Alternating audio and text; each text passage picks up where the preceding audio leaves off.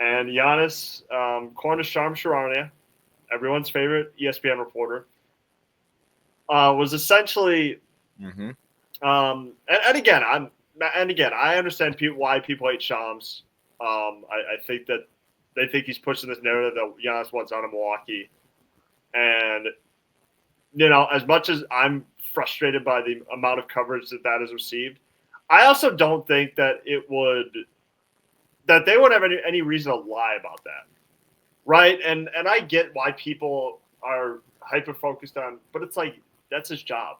His job is to his job is to break the news, even if not everyone's like happy about it.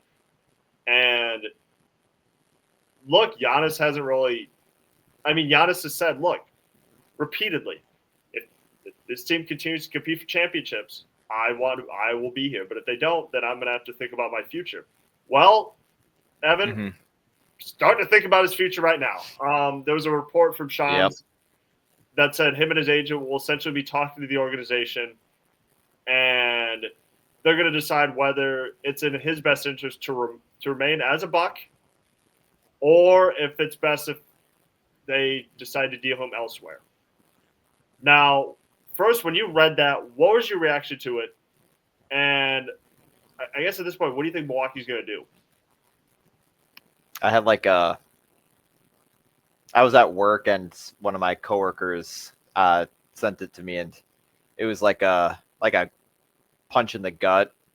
Just because you read some of them, like at the start of the season, blah blah blah, and then when it gets more involved, like obviously they're talking about like meeting with the owner, agent, etc.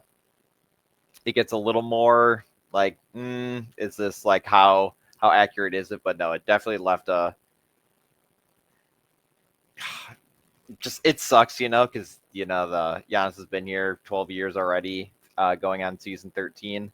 Um, no, it's definitely tough to go through. Obviously, they want to keep him here. They've done everything they can. Obviously, bring Thanasis back. Putting guys around him that can help contribute. A lot of it's just. I mean, I can say it. A lot of it's been on him too. He gets hurt quite often. He, I mean, he just got hurt again last night. He's out for another month. He just missed about 2 weeks earlier. It's just like injuries too, or it's obviously you can't um, expect injuries all the time, but a lot of it's hard to do when they are pushing themselves to get better. Um, I mean, even last year, they started like 0-8, and you come back, and it's not like they are. I want to say like the Wizards record, as they just lost to the Wizards, but they could be in a way worse situation, um, record wise, at the start of December essentially, and they just beat the Pistons without him last night. So I feel better with how it's going right now. I know there were reports, or Bobby Portis was saying like yesterday they had like a team meeting talking about everything, and clearly whatever happened worked because they sure were able to have a crazy comeback last night. But no, it's the whole Giannis situation. It's frustrating at times just because like you hear it every year, but this one into the season is a lot worse hearing than it is at the end of a season, or in like the summer when things are slowly starting to transition into the new season itself. But yeah, not thrilling to see that in early December, as the season is about 25% ish through already. Yeah, and I think and again, everybody's going to be kind of looking to that December 15th deadline, where I believe you could kind of figure out what the deadline is. It's like if you could start kind of making trades, or if you could start trading like extension eligible players or something like that. I Mm-hmm. forgot. I didn't like do a whole read on it, but I mean, do I think? Can I sit here right now and think that Milwaukee will trade him on that deadline? Probably not.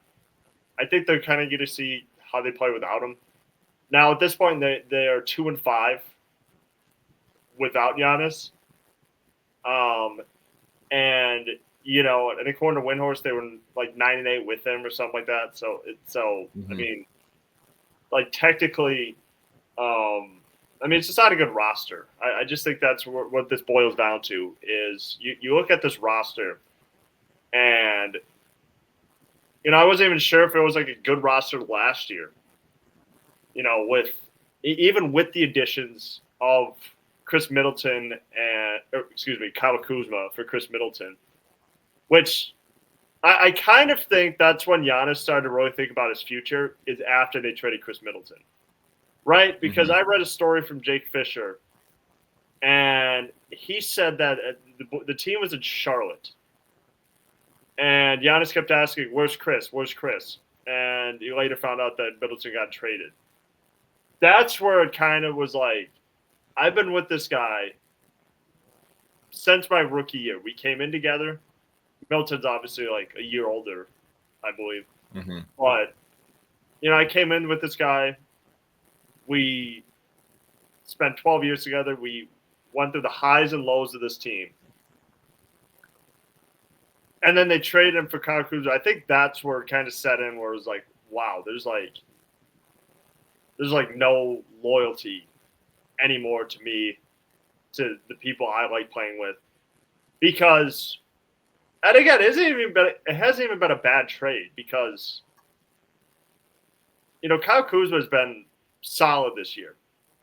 It's just more or less the fact that, you can't. It's who he was traded for.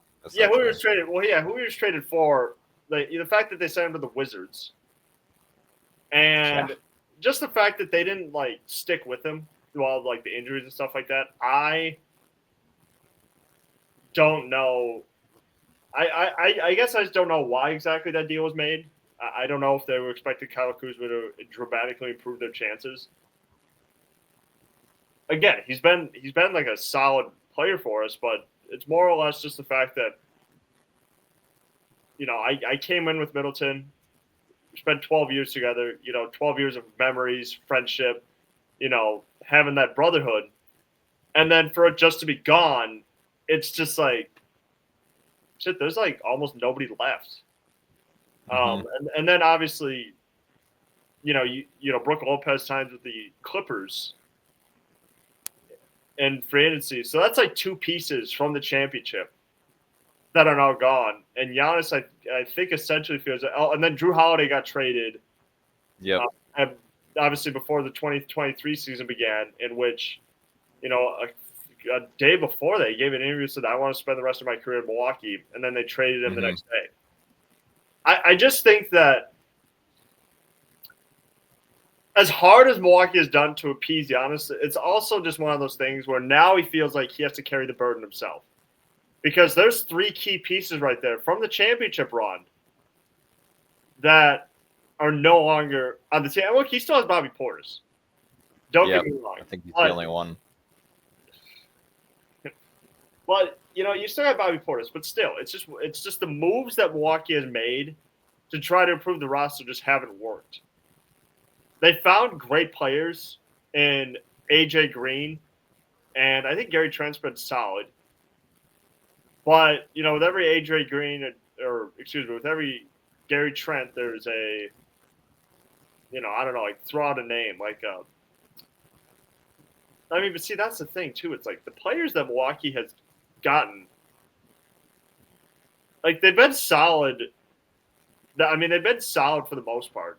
We've gone back and forth about the, should they have gotten rid of Grayson Allen and kept Pat Connaughton? I vehemently said no. I thought Grayson Allen was a better shooter, and I thought he provided a little more to Milwaukee than Pat Connaughton did at that time.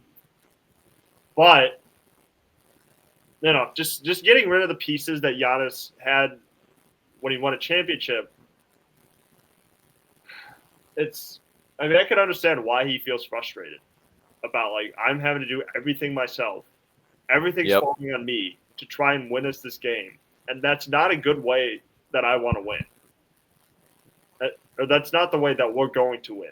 And I think he's starting to feel that. I think that's why his representatives are going to the Bucks organization. Look, we're not going to win a championship with me scoring 35 every night just to squeak out a 130 to 125 win. We're not winning like that. We can't win like that in the playoffs.